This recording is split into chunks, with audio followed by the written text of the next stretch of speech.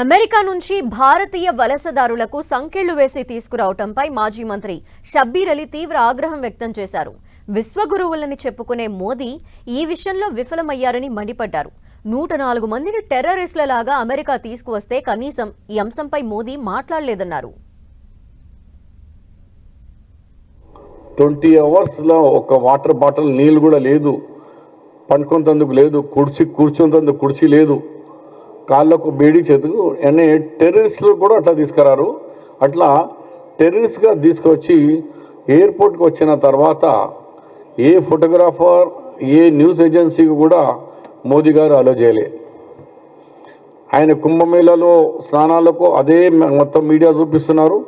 కానీ 104 భారతీయులు దిగిన తర్వాత ఏ పరిస్థితుల్లో దిగినారు, వాళ్ళ పొజిషన్ ఏముంది, కనీసం ఎయిర్పోర్ట్లో రిసీవ్ చేసేందుకు ఇండియన్ గవర్నమెంట్ నుంచి ఎవరు లేరు.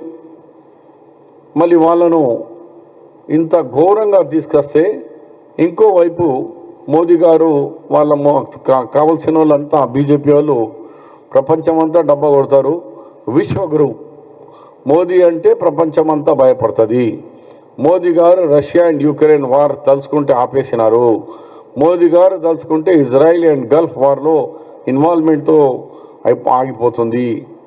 మరి మీకు ఇంత మంచి ఫ్రెండ్ ఉన్నాక 108 భారతీయులను ఇట్లా తీసుకువస్తే మోదీ గారు ఇప్పటి వరకు నోరిప్పలేరు, పార్లమెంటు చెప్తలేరు, ఆయన ఫారెన్ మినిస్టర్ ఆయన మాట్లాడతలేరు.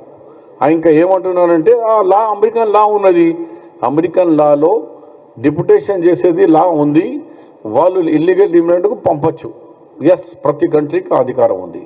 కానీ దానికి మన అమెరికాలో ఉన్న ఎంబసీ ఇండియన్ గవర్నమెంట్లో వాళ్ళతోనే మాట్లాడి ఎంతమంది మా వాళ్ళను ఇల్లీగల్ ఇమిగ్రెంట్ ఉన్నారు దానికి ఒక కంట్రోల్ రూమో లేకుంటే డిప్యుటేషన్ సెంటర్ కొట్టి పెడతారు.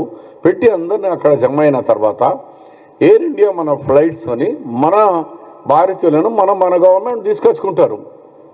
అలాగే ఇప్పుడు కెనడా కానీ మెక్సికో వాళ్ళ ప్రభుత్వాల వల్ల మనుషులను తీసుకుపోతున్నారు. ఇక్కడ ఏమో అమెరికా సూపర్ బాస్ మోదీ గారికి బాస్ ట్రంప్ కాబట్టి